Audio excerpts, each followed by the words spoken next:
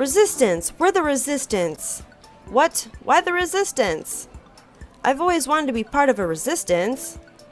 Kazuya has joined the resistance. We're not the resistance! But I want to be part of a resistance! It's up for me to choose whether you're in the resistance or not. So, is it the resistance? How many times are we going to say resistant? We're not a resistance!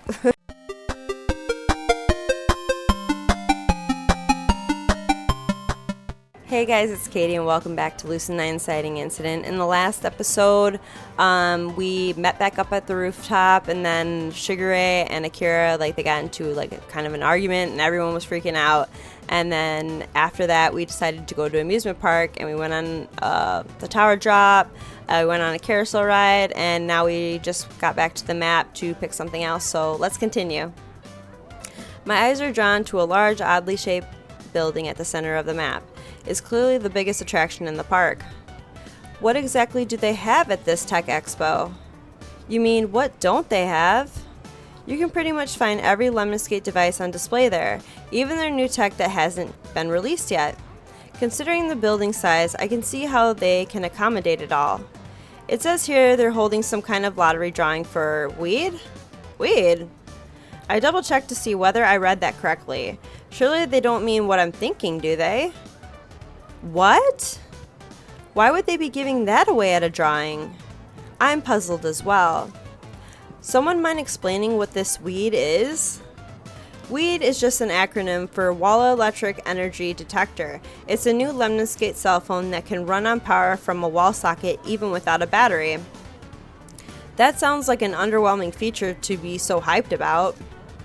We should go. This is an opportunity to introduce you to the world of technology, Yama. I feel like you just want to go for this weed. Not at all. I only suggest this for your sake. If you stay ignorant about today's technological innovations, you are no better than a Neanderthal. They did invent the wheel, so it's not like they weren't smart. In response to my sarcasm, Misaki looks me dead in the eye. It's the same glare she used to give me before she dragged me somewhere against my will. We're going. And just as I predicted, she takes a hold of my arm, pulling me towards the direction of the expo. What about the others? Oh, I'm sure they'll follow. No need to worry about them. Once we dart into the building, I immediately notice the area is way too crowded for my liking. A stream of people push their way through the check-in lines, eager to receive admission. The scene is reminiscent of a herd of wild beasts flocking a waterhole. I glance back to check on our group, but they're nowhere in sight. I think we've lost the others. Good. With them gone, we have a better chance at winning the lottery drawing. I don't know if you noticed, Miki, but the odds aren't exactly in our favor. You must first play the game to win the game, Yama. That sounds like something a gambling addict would say. Ignoring my comment, she quickly takes her place in line. I'm a little surprised she doesn't force her way to the front. Luckily, it isn't long before we're called next. The attendant prompts us to hold out our wrists, giving us a pair of metallic wristbands. Imprinted on them are a set of numbers, which I presume are for the drawing. I take another hesitant glance around before entering the expo. There are way too many people here. Do you want to hold hands? What? Why? To prevent us from being separated. Why else? Without waiting for an answer, Misaki intertwines her slender fingers around mine and quickly leads me through the crowds. This feels familiar. Her firm grip, her brisk pace, her resolve despite my hesitation. After all these years, Misaki hasn't changed at all, has she? She's still the same zealous girl who would drag me everywhere she went. A sense of nostalgia causes me to grin. Honestly, I've missed this. Misaki suddenly stops dead in her tracks, breaking me from my reminiscence. This looks interesting. She stands before a large rack displaying an array of peculiar-looking goggles. There's an exaggerated curve to their lenses, making them appear bulky. After examining them for a moment, Misaki grabs a pair and tries them on. They practically cover half of her face. I'm barely able to stifle a snort. What is it? See for yourself. She removes her goggles and slips them onto my face. They feel awkwardly large and must look equally as ridiculous. There are 3 video monitors displayed inside of the goggles lens, giving me a panoramic view of my surroundings. I feel Misaki's hand brush against my cheek as she adjusts something on the side of the goggles. As she does so, the cameras zoom in and out of focus.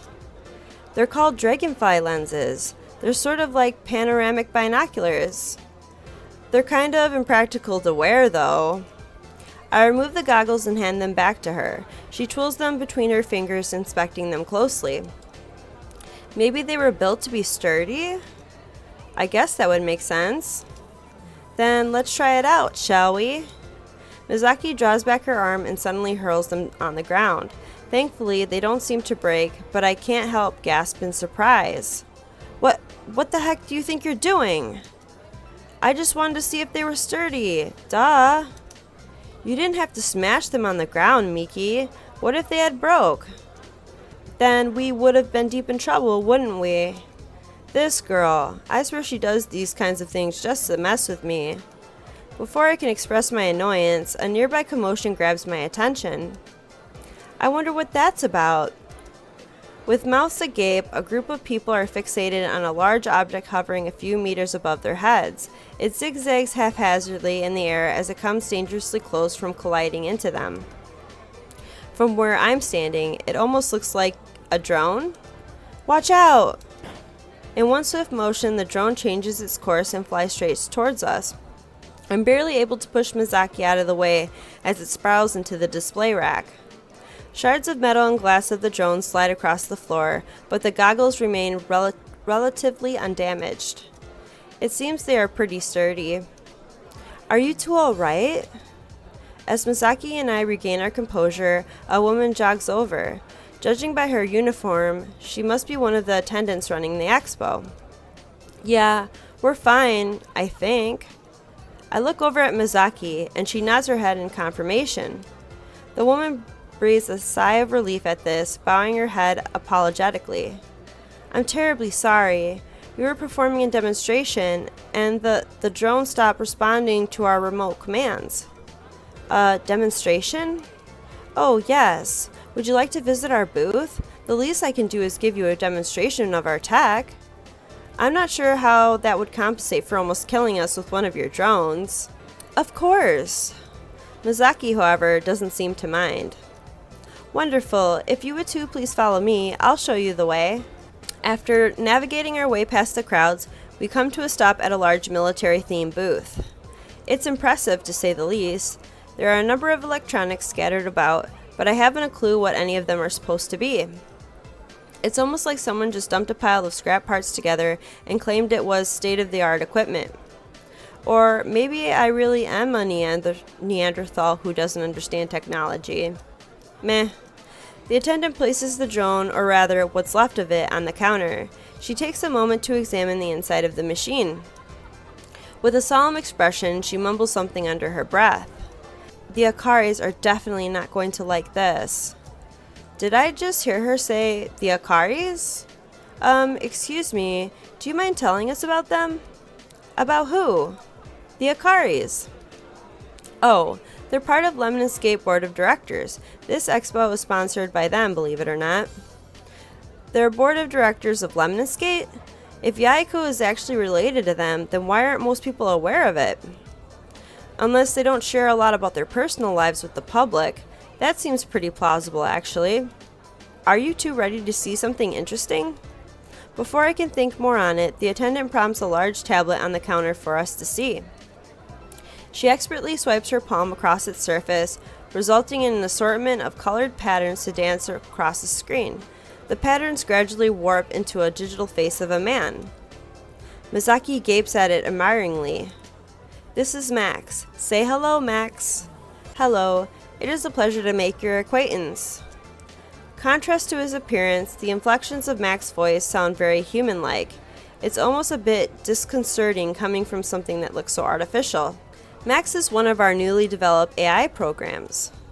AI as in artificial intelligence? Correct. While we've made some advancements in the last few years, we're only scratching the surface of what's possible with AI technology. Max is the product of that research so far. Misaki's eyes brighten in excitement as she examines the machine more closely. What was he created for exactly? He'll serve as an automated assistant for law enforcement in the future. An assistant?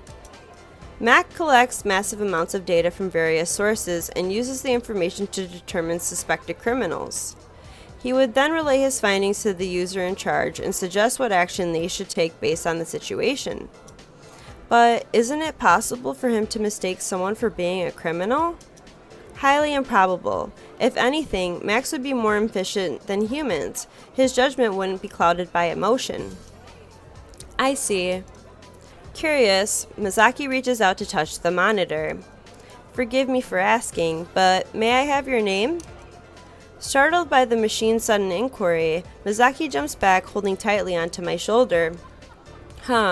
Oh, it's Misaki Kazihaya. And how shall I address your partner? He directs his question at me. We're not partners. It is nice to meet you. We're not partners? Is he purposely being sarcastic? Are machines even capable of doing that? Thank you for your cooperation. I have stored your names for future reference. Forgive me, but I must shut down in order to perform necessary system updates.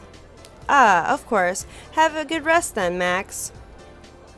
The attendant promptly shuts off his power and carefully places him back on the counter. When she pops back up, she beckons us over to the corner where a large telescopic device sits by itself. This is a laser microphone. While they're used for surveillance, I sometimes use them to eavesdrop on my coworkers. She conspicuously winks at Misaki as she hands her the headphones. The attendant then aims the microphone towards one of the other booths. The device uses a laser beam that detects sound vibration in distant objects. It then interprets that data through the headphones, allowing the person to hear conversations that would otherwise be inaudible from a far distance. Can you hear it? Voices. Can you hear what they're saying? Misaki suddenly removes the headphones and quickly hands them back to the attendant, her cheeks flushing a bright red. What did you hear? Nothing. Let's try something else. That sure doesn't sound like nothing. If I say it's nothing, it's nothing. Thankfully for her, the building's PA system crackles to life. We are now announcing the winner numbers for the lottery drawing. If you have the numbers 1623, please report to the front desk. Thank you. Immediately, Misaki eagerly checks her wristband. Looks like you were right. You didn't win? No, I wasn't even close. For a moment, she looks like she's about to cry, but she then throws her hands up in exasperation. This sucks. This lotto must be rigged. I don't think they would do that, Miki. And I was so excited to win the weed. As if remembering something, she turns to me with a scary gleam in her eyes. Let me get your digits. Sure, but I doubt I won either. Regardless, Misaki quickly pulls up my sleeve. I don't believe it. You actually won. Wait, really? Let us make haste. We haven't a moment to spare. And just like that, she begins pulling me to the front desk. I'm barely able to give the attendant a slight wave as we speed off. After one of the staff confirms my numbers, they hand me a small box. On it, Lemniscate's infamous company logo decorates its cover. Honestly, it's not like I really need another phone. My current one works just fine, so this model would likely just collect dust somewhere in my apartment. I hand Misaki the box. She can't seem to decide whether she should immediately tear it open or show some restraint. Are you sure you want to give it to me? These models are expensive, you know. Isn't that why you brought me here? Well, partly, but that wasn't the only reason.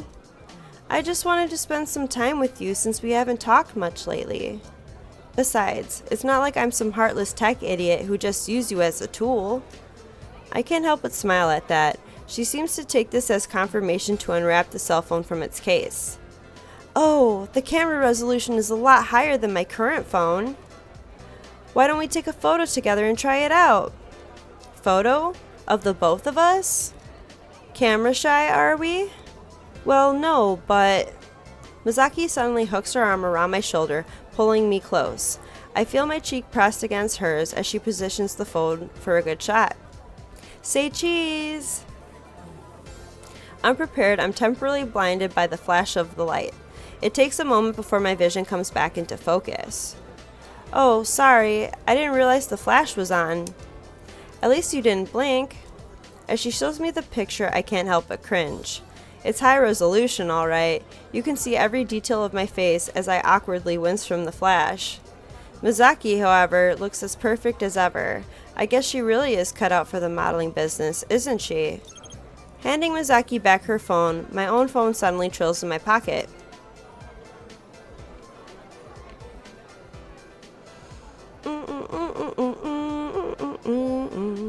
Rue, just your average girl. If you need my help for anything, just ask.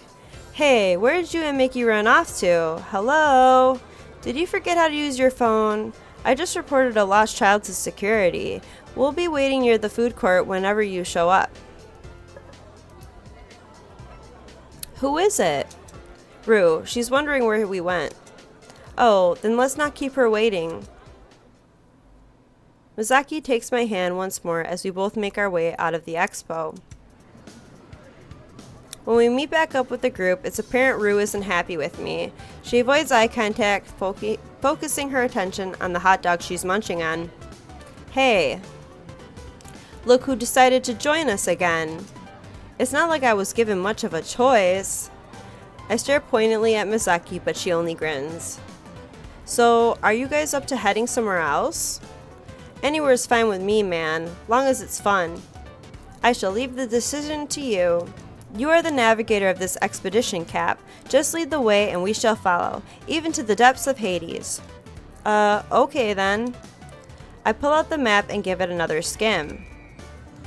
Ooh, let's go to the bot fight arena. A pop-up box in the upper corner of the map catches my attention. Live, Lemniscate Bot Showcase, the future of gaming. Intrigued, I note that the showcase is located just further down the path. Say, what do you guys think about this? I point at the announcement.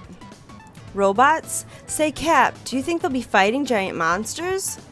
I can say with certainty that they won't. It sounds fun. I say we give it a shot. Okay, any objections?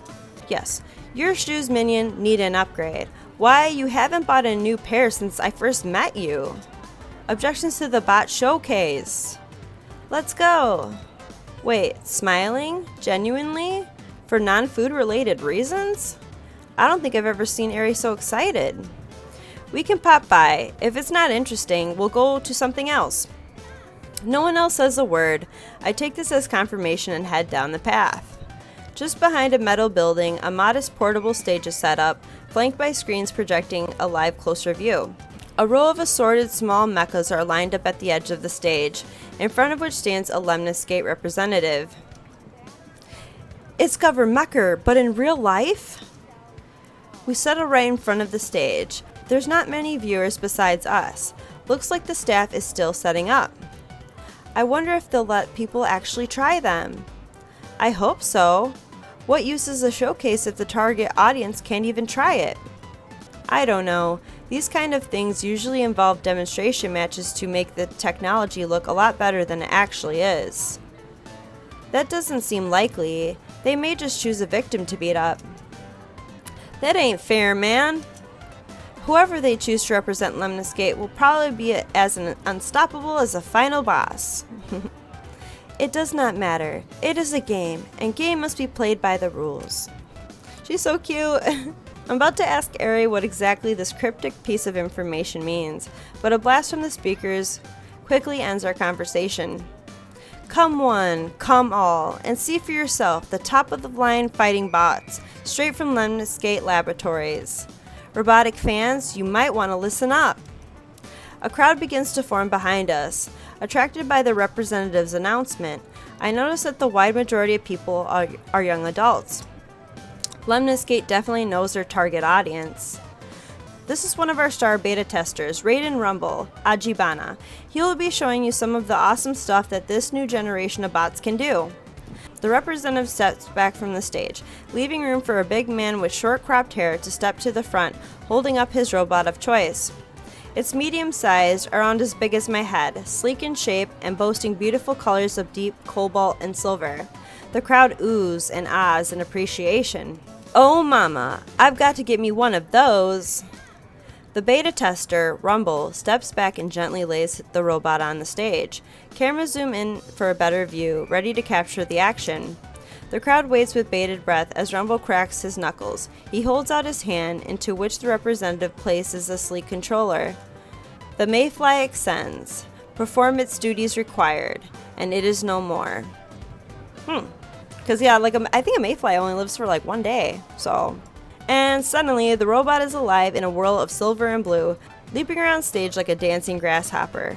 Rumble smiles confidently as his hands fly over the controller, stringing together flawless combos like the world's most skilled fighting gamer. Wow! Art and movement! Amazing! The crowd claps wildly. I already see several young men digging out their phones and punching rapidly at their screen, no doubt reworking their budget. I might not understand gaming, but I can definitely appreciate skill. Rumble brings the routine to a slow, letting the robot puree like a professional ballerina before sweeping into a curtsy. He's met with an even louder round of applause. Thank you, Rumble. Wonderful work. Now, ladies and gentlemen, it's the moment you've all been waiting for. We're going to open up the floor. Would anyone like to face Rumble? The representative grins with a slight touch of cockiness. I'll make you guys a deal. If you manage to defeat Rumble in the best of 3, you can take one of these robots home with you. And with confidence I have never seen before, Airi's hand shoots into the air. As the rest of us balk openly at her, the representative's eyes sparkle, no doubt seeing a small girl as easy prey for Rumble. Miss, come on up to the stage! Airi gracefully, a little too gracefully, vaults onto the stage, ignoring the representative's extended hand. What's your name, miss? Airi Hidaga. I see that you're wearing an academy uniform. What year are you in? Second. And how are you finding it? Fine. Great conversationalist, I see. So, why do you want to try your hand against Rumble, if I might ask? Airi stares blankly at her hand for a long moment. Uh-oh, she might not know what try your hand actually means. I'm not trying. Whoa, what bold words. Miss Hidaga claims that she doesn't even need to try against Rumble. I'm pretty sure that's definitely not what Airi meant. Rumble, what do you have to say to that? The insect believes itself to be king over insignificance. And Rumble's retort is just as strong. Well, folks, are you excited or what? The crowd cheers, egged on by the representative's skilled hype building. I find myself wishing for Airi to crush Rumble to the ground. Airi has a tough road ahead of her. That rep is just twisting her words, man. It builds hype. It's exciting in my opinion. Come on, guys, let's root for Airi. Give me an A. A. Give me an I. I. Give me an... Shush, they're talking. The disorganized team cheer immediately dies down as the representative pulls the microphone back to her lips. Let's see what bot our challenger will select for herself. Miss Hidaga, feel free to pick any of the bots from the row. Airi contemplatively paces down the row, stopping from time to time. It feels less like she's stuck with indecision and more like she's examining the bots down to their basic molecules. Pick the coolest one! Pick the cutest one! Pick the most effective one! Pick the one you can beat him with! Pick the most innovative one! Pick a pack of pickled peppers! Airi ignores the incoherent din from our group and eventually settles on a humble, boxy little bot at the end of the line. The crowd goes completely silent in shock at her decision. Tell me about this bot. Are you sure about your choice? I need more information. Oh, right. This is a tricky little guy. Most of our testers weren't exactly sure what to do with him. He looks very unintimidating, but don't be mistaken. If you play your cards right, you can change his form by extending or contracting the panels on all of his sides. It's extremely flexible, hence why testers are still having a go to figure out the best way to use him. I see. He is challenging? The most? but not very beginner-friendly, Miss Hidega. Then I select him. Why does it sound like she's looking more for a challenge than a victory? Very well, our ambitious challenger is certainly looking for an upset. Let's get ready for round 1. Airi sets her humble little bot at the edge of the ring, exactly opposite of Rumble's bot. The representative hands her a controller. Airi frowns when she sees it. Is this for the bot? Of course, it's certainly not for my television. The crowd's answering chuckle almost drowns out Airi's response. It looks exactly like Rav Red. The representative completely ignores her and instead lifts her hand into the air, ready to cue the match. Rav Red? What the heck is that? Round 1, Rumble versus Challenger. And fight! The crowd cheers as the representative chops her hand down. The stage erupts with lights signifying the start of the round. For a moment, Rumble charitably sits back, letting Airi experiment with her bot. From what I can tell, it's essentially a box on wheels. I watch it roll forward, I watch it roll backward, I watch it roll side to side. Then one of the sides falls down. No, wait, the entire side is a matrix of smaller panels. Interesting. Seems like the entire box can be transformed, give or take a few limitations. But instead of experimenting further, Airi only retracts the panel and extends the opposing side. Seems like she doesn't really know what to do. Oh, I don't see it that way. What do you mean? You should ask Yaiko. He plays a few games, you know. Since when has Misaki known Yaiko more than me? My curiosity overtakes me and I eke over to Yaiko. Do you know what she's doing? She'll try a basic attack next. I watch the stage. Sure enough, one of the robot's side turns away and swivels on a tiny limb like a miniature sharp-edged shield. Now a 6A 214B. A what? The bot repeats his shield cut attack and suddenly hoists the panel over and behind it. Yaiko seems extremely pleased. She might try something a little more complex next, like a 6A, 8-hit, C, 6C, 2D. The clumsy-looking bot suddenly moves in a whirl of rotating panels. I can't tell what's happening, but it seems to just make Yaiko even more excited. I knew it! It's just like Rav Red! What's Rav Red? But he doesn't answer me because Rumble has started to move. His bot elegantly skates around Aries, which is still rolling cheerily around and flipping its sides. One quick sharp blow sends the poor boxy bot crashing straight into the edges of the ring. Oh, that one's got a sting! The bot shakily rights itself and starts wheeling away from Rumble, tearing around the ring like a panicking civilian in the middle of a war zone. Even as it flees, I see Airi experimenting with some structural changes, like extending, flipping, and morphing its panels to create different shapes. She doesn't even try to land an attack on Rumble's bot. Basically, she's trying to understand the bot's identity. She's going through its moves systematically. Do you think she has a chance? Only if she finds something really unique that beta testers would never expect. Unfortunately, it's at this moment when Rumble predicts Airi's walk path and flies at her bot, crushing it decisively into the ground. The representative whips down her hand even as segments inside the bot piece it back together. The winner of this round is Rumble!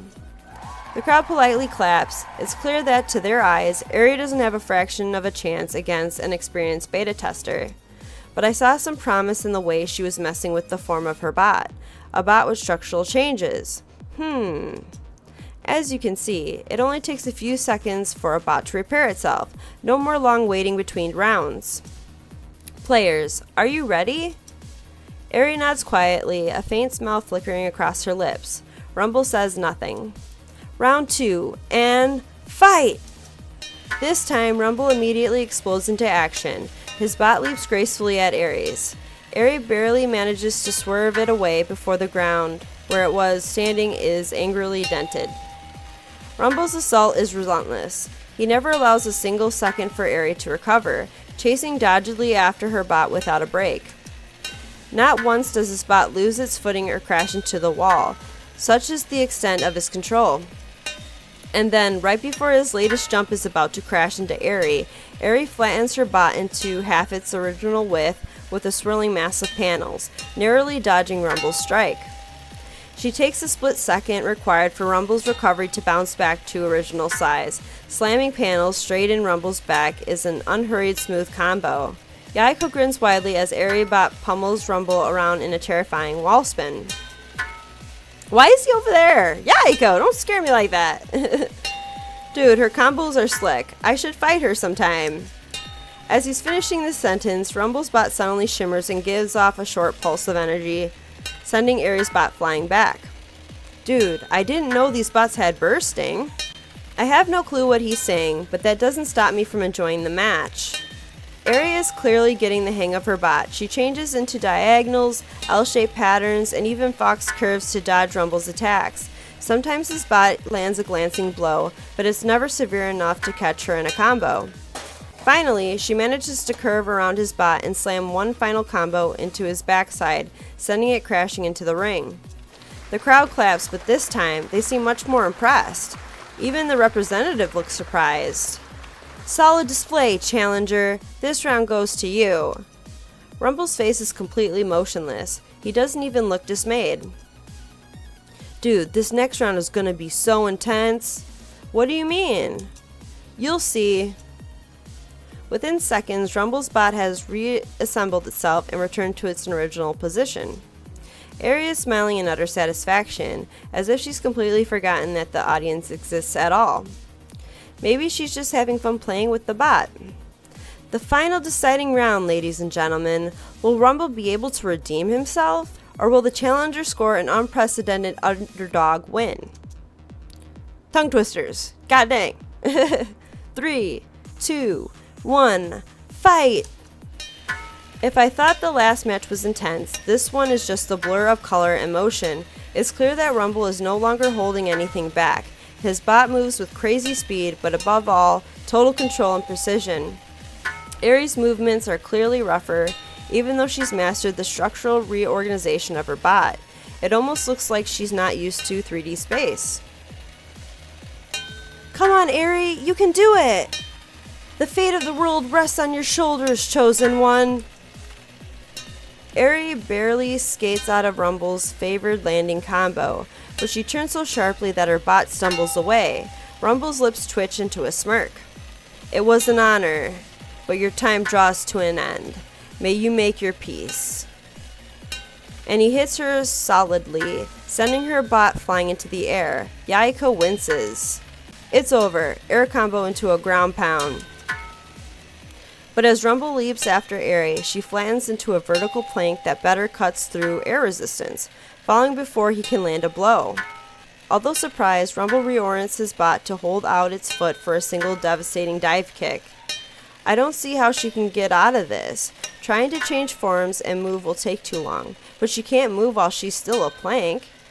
And if she does return to her usual form, the kick will put so much heavy damage on the bot that I don't see her recovering the match. This must be the end of the series. Then I see Airi's fingers flying over the controller and her boxy bot rapidly dissembling into a condensed brick. And then I understand. As Rumble's bot soars forward, foot extended, ready to strike the killing blow, Airi's bot melts into an indestructible brick settled on the ground, biding its time. And then, just at the right moment, Airi mashes her hand on the controller. The metal brick springs upward, slapping right into Rumble's bot, and sproing. And as if in slow motion, Rumble's bot sails into the air, flipping in a perfect double axel, head over heel, right over the bounds of the fighting box, and plummets into the middle of the audience. Silence stretches on as the crowd tries to process what just happened. The mic drops from the representative's hand, barely immersively muted in time before it hits the stage. Rumble stares blankly at his controller as if he's trying to wake himself up from a dream. Airi stares blankly at her controller as if she's suddenly and uncontrollably hungry. Fits of our cheering team are stopped mid-pump in the air, looking like we're in the middle of a half-hearted fistfight. And then, the winner of the round, and therefore the set, is Airi Hiraga, the new challenger. The representative numbly stammers these words, still in shock. Another moment of dead silence passes. Then the crowd erupts into cheers. She did it, dude! Look at the moves, look at the plays. Airi, what was that? She won. She really won. That was incredibly impressive. Ha, the tiny one's got some surprises up her sleeve. And I scored a perfect shot of the winning moment. Airi stands to her feet with a broad smile, bowing politely at her opponent. Rumble doesn't seem the least bit irritated. Truly on this day, we have met well in wartime. Challenger Airi. He bows his head in respect, solemnly walks into the crowd to pick up his bot, and disappears behind the stage. Wow, how incredible! Despite all odds, it seems as if the challenger has come away victorious.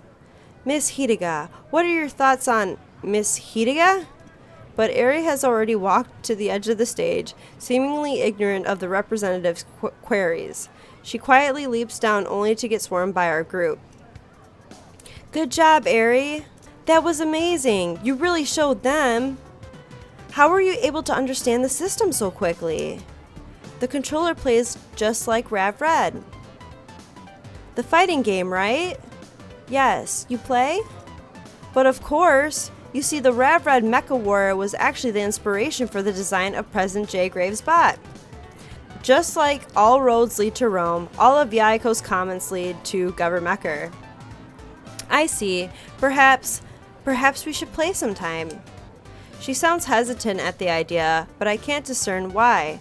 Maybe she doesn't want to play with Yaiko, but then she wouldn't make the offer in the first place. I'm down. They walk back down the road, chattering eagerly about video games, of all things, completely ignoring the hapless representative. Come to think of it, wasn't Airi supposed to win one of the robots? Not that she seems to care. I wonder if we should accept Airi's robot for her. It's not our choice, Miki. I know.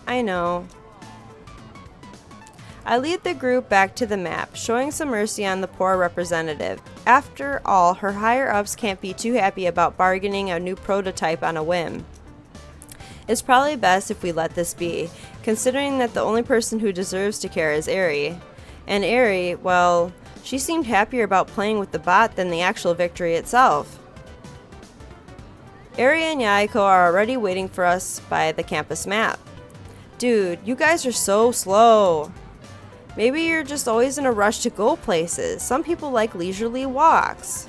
Leisurely walks? We don't have time for that. Look at all the stuff we've got to hit. Yama, my minion, lead us on. You have a good head for efficiency. Do we really have that much stuff to explore? I take a look at the map to verify what we have left. A large dome at the corner of the map catches my eye. I tap it for more details. Ultimate Laser Tag Center. Brought to you by Lemniscate Site Code. TM. Lemniscate Site Code? That's the glasses, right? They're goggles with interactive displays. It gives you stats and targeting cursors and a mini-map so it feels like you're in a video game. Oh, that's so cool! I want to play! Really? Dude, that'd be so cool if they had that for laser tag. Yeah, I would totally play it. Yeah, we gotta give it a try! And he races off to the laser center without a second glance. I guess we're going there. Thankfully, no one seems to have any objections. We arrive at the attraction without any interruptions. We're admitted fairly quickly, maybe because our group is large enough to single-handedly create a game. Okay, we need 2 team captains. Hell yeah! Anyone who wants to win, join me! We'll be great at not only shooting stuff, but solving stuff. Join the Harvard Assassination Crew today. Harvard Assassination Crew? What kind of name is that? Well, that's one team captain. Who shall dare contest him? He bellows this out like an announcer of some twisted reality show. I will. It's preferable to following an incompetent leader. Her enthusiasm is overwhelming. Well, the captains have been selected, so without further ado, it's time to start the draft. Captain Kurogane, you may pick your first minion. Rue. Well, that was quick. I get where he's coming from. Rue's thoughtful, but can be quick on her feet. She'd be a good selection. At the same time, I don't see the rush to pick her first. It's not like Elizabeth would ever select her. A fair choice. Hayata is now aligned with the Harvard Assassination Crew. Captain Oshiro, it's your turn. You can pick 2 minions as per drafting rules. Official drafting rules for laser tag? It can't hurt. Oshiro, the clock's ticking. Elizabeth rolls her eyes but glances between the remaining participants. Misaki. That's Kazuhaya for, the... Resistance! We're the Resistance! What? Why the Resistance? I've always wanted to be part of a Resistance. Kazuya has joined the Resistance. We're not the Resistance! But I want to be part of a Resistance! It's up for me to choose whether you're in the Resistance or not. So, is it the Resistance? How many times are we going to say resistant? We're not a Resistance! Thankfully, the clamor dies down when Yaiko raises a hand. You may pick one more minion, unless you wish to give up your advantage. Never! Considering that getting her here was akin to pulling teeth, she's remarkably engaged in all the activities. I choose... Her eyes pass over Akira and flinch at Yaiko. For a few seconds, they flicker between me and Airi. Yama, get over here! Everyone falls to silence. For a long moment, all that can be heard is the faint hum of the overhead lights. You're serious? What?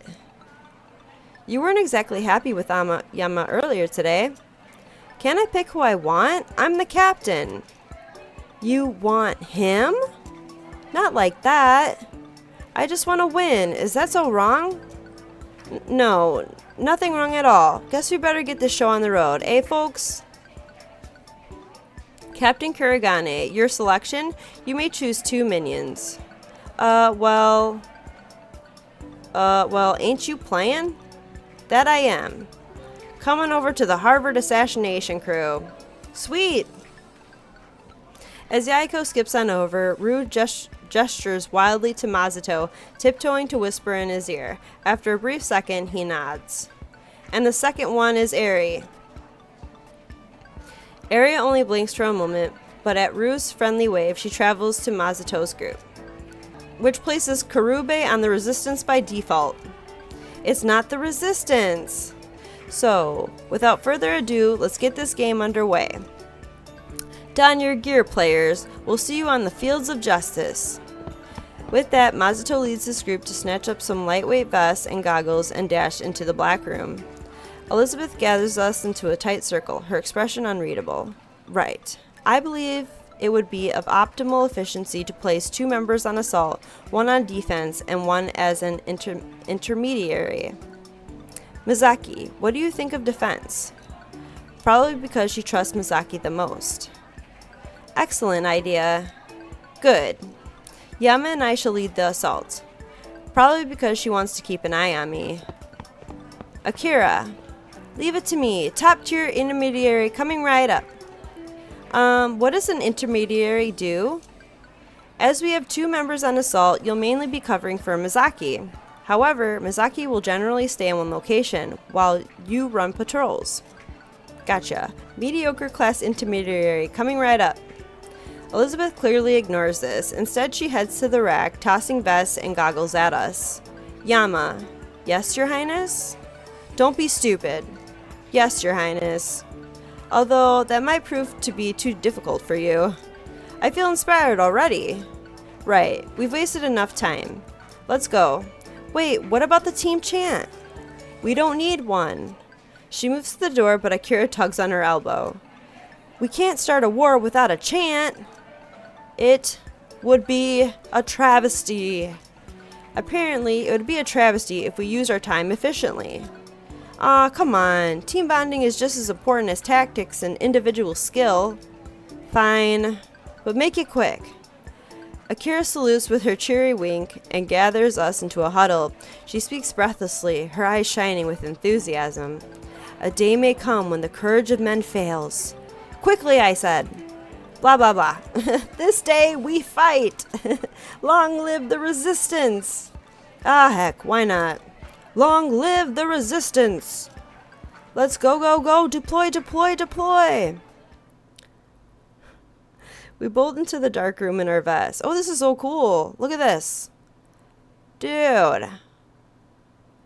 Why am I missing a bullet? We bolt into the dark room in our vests. As we're swallowed in blackness, I slip my goggles over my eyes. Their interface immediately switches on, providing me with slick infographics and motion cursors. In the upper left, I see team portraits that light up as each member speaks. Looks like Psycode comes with comms. There's also a map, health count, ammo count, and location notifier, except I'm missing a bullet. Exactly! What is that about? That's not fair. Man, whatever. Doesn't matter. Whoa. These are stunning. Oh, I've got to get me one of these. Presently, a hum washes over the large chamber and the walls come to life with the images of the Academy cafeteria. Whoa, a life simulation? Lemniscate is truly ahead of their time. Let's get to our positions. Despite her brusque words, her face is open in wonder. Seems like she's also a fan. As we head to our places, the intercom cuts in with a mechanical-sounding female voice. Welcome to the field, Blue Team. This is a standard capture the flag game. Best of 1. Your Lemniscate Psycodes display your health. Let it fall too far, and you shall be disqualified for the rest of the match. You should also note that your ammunition is limited. Use it wisely. As Akira and Misaki split towards our base at the rooftop, Elizabeth motions me to a corner at the perimeter. Oh, are we gonna make out? Stuff it! This is the way to their base. A quick glance at the minimap confirms her claim. When the game starts, we go together, but cautiously. Isn't it better to attack from 2 different directions? Who's captain again? Oh, I see. You do want to make out. Stop it. Bloody gavilenting mug off your trolley, stonkin' great ego. I can only grin at her as the intercom flickers to life. All players are within their team zone. The game will begin in 10 seconds. Cheerio to you, good chap. 8 seconds. I say, this ought to be a jolly good show. 5 seconds. I'm right knackered, I am. Yama! You called, Your Highness? She pauses for a moment, clearly struggling to keep a hold of herself. Do you know why I put you on the assault with me? To make me miserable? Because, for some reason, the tiniest part of me believed that you might actually be great at it. Her words freeze me to the ground. My mind runs blank. I can only stare at her in disbelief. 0 seconds. The match has begun.